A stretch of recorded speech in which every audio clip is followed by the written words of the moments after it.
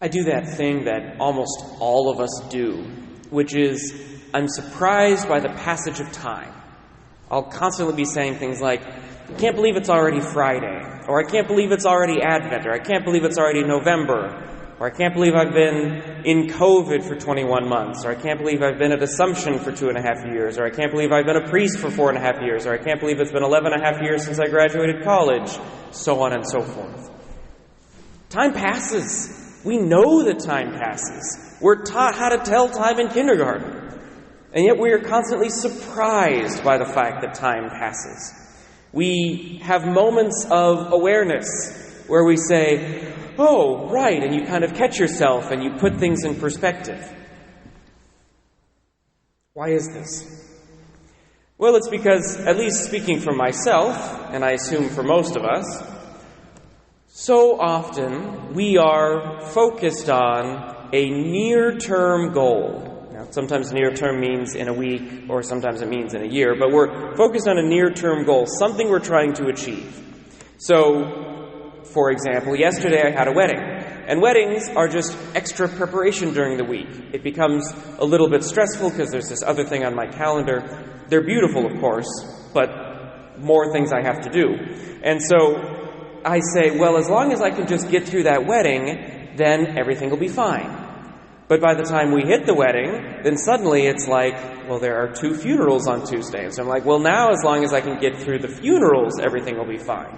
And I'm constantly putting this goal ahead of me that says, as long as I can get to this point, then, and then fill in the blank, then I can finally live my life, or then I can finally relax, or then, and ultimately what I'm saying, then I can finally be happy.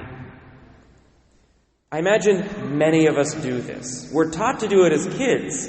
Oh, I'm looking forward to my 8th grade graduation, or my high school graduation, or my college graduation, or once I finally have a job, or once I finally have a spouse, or once I finally have a house. We're trained to say we can't live life, we can't enjoy the things that we have until we've reached this milestone. And because we're constantly looking forward to a near-term milestone, we never appreciate the moment. We're always looking to the future and never living in the moment. And that looking to the future is why we're so surprised by the passage of time. Because we're constantly grasping for something that we never achieve. And we grasp and we grasp and we grasp until we finally have those moments of clarity, those moments of recollection, where we say, oh, wait, I've been doing all of this grasping and I haven't been appreciating the moment. I haven't seen the life that I'm living. I think this is what the Lord is talking about when he says, beware that your hearts do not become drowsy from carousing and drunkenness and the anxieties of daily life. When I was in college, I saw in the lives of others what it looked like to to have the drowsiness of carousing and drunkenness. There were plenty of people who just lived party to party or experience to experience. They would do their work, that's fine, they'd get through their classes, but really they were living for the Friday night or the Saturday night. They were living for the next experience. And I could see how that was causing their life to not have meaning, how it was just kind of this hedonism that would become quite shallow. But the Lord includes in this phrase, and the anxieties of daily life. And I'm forced to confront the fact that living from deadline to deadline is not much better. We're both doing the same thing, where we're not living in the moment, we're always looking for the next thing, the next high, the next hit, whatever you want to call it. The problem with this is that the Lord lives in moments and horizons. We can't experience, encounter, or walk with the Lord in some abstract near-term future.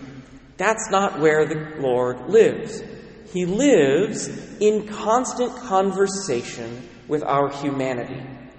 He lives constantly with us and in us and next to us.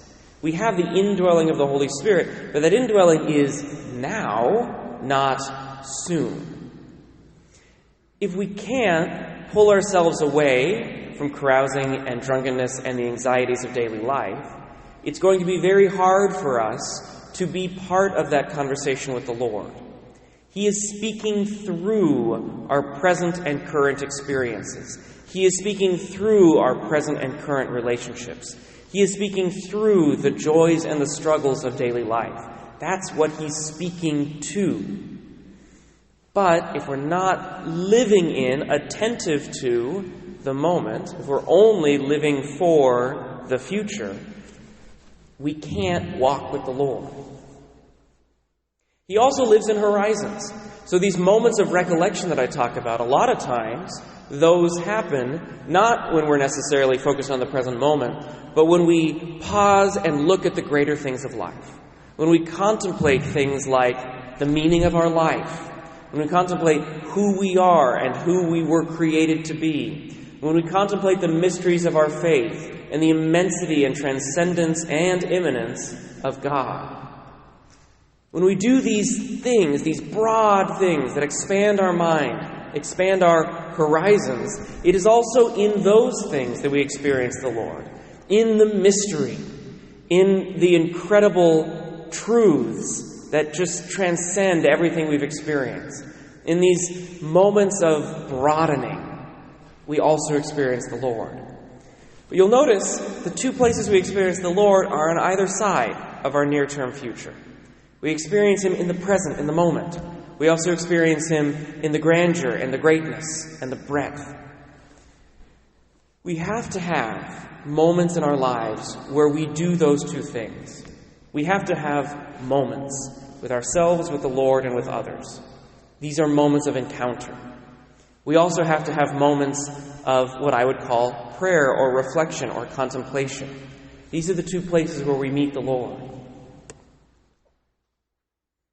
My concern, and I share this concern with almost every other pastoral minister in the United States today, my concern is that the way we have structured society, the way we have been taught as children and continue to teach our children, is that we do not set people up we don't train them to live in the moments or to take time to broaden the horizon.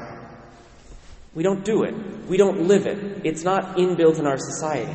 We are taught to be deadline-driven, to be full of activity, to be anxious about the next thing, to be asking about the future, to be asking about the next goal.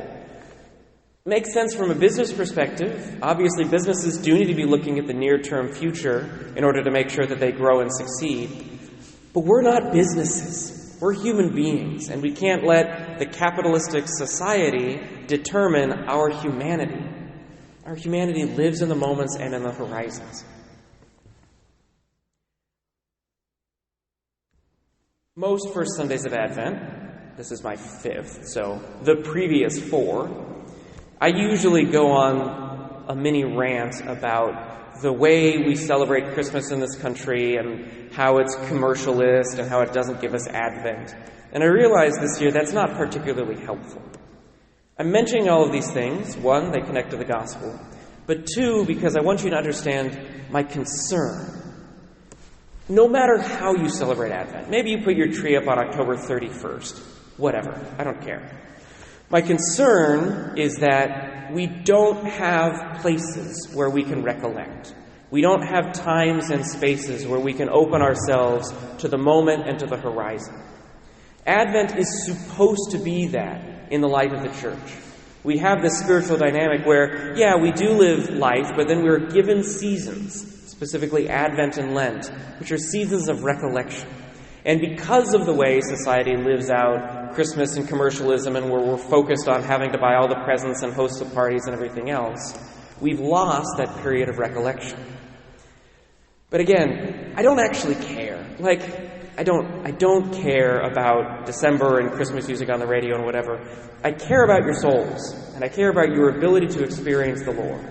And so, however you celebrate December, I want to make sure you have places in your life where you can recollect. Maybe it's not this month. Maybe the way things are structured, you can't actually use Advent as that time. That's fine. But have a plan. Know what your plan is to recenter yourself on the moment, to have moments of experience with the Lord and each other, and to have moments of contemplation and recollection. Because as a human being, you desperately need that. You need that to be happy. You need that to be in relationship with the Lord. And you have to build it in somewhere. If it's not this month, it has to be somewhere.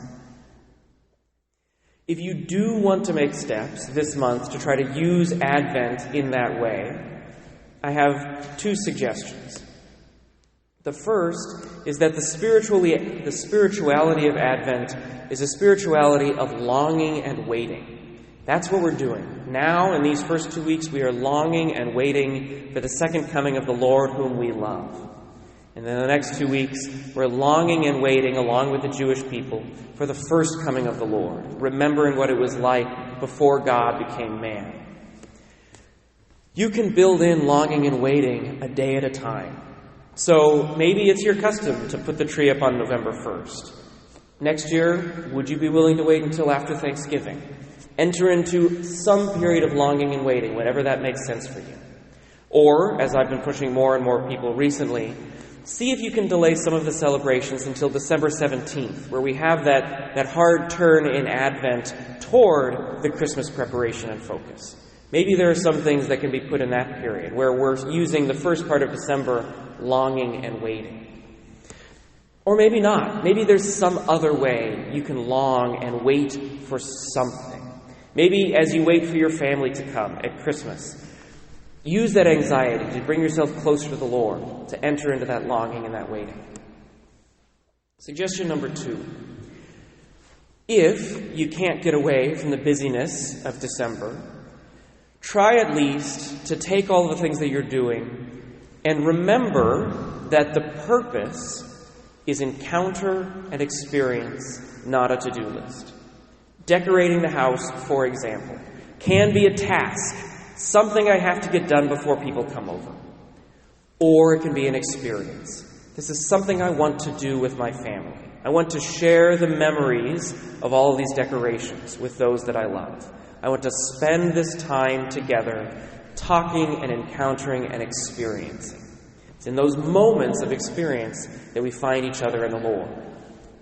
Or maybe you have all of these different Christmas parties you have to go to. That's fine. Go to the parties. But remember, you're there not because you have to be, not because it's a duty to somebody, but you're there to have that moment. It's in these moments, these experiences, that we truly live life, where we are most fully in that conversation that we have with the Lord in our humanity, that push and pull between the transcendent and the immanent. It's in those moments that we truly live. To connect all of this back to the gospel, the Lord says, "Beware that your hearts do not become drowsy," we might use the word numb today, "from carousing and drunkenness and the anxieties of daily life, and that day catch you by surprise like a trap." The reason it's so important that we make these time for these moments and these encounters and these broadening horizons is because if we're living life, if we're in that conversation with the Lord and our humanity constantly, then we will not be caught surprised. It's when we're looking at the near term, when we're always living for something that's just out of reach, that we become surprised by what's happening in the moment. That we enter into, in a figurative way, these tribulations that the Lord describes. Something is going on now, but we're looking then. If instead we can live now in that conversation with the Lord and humanity, we can live now, we won't be surprised because we're constantly waiting for, living with the Lord. And when He comes, it will be just like any other moment, any other day.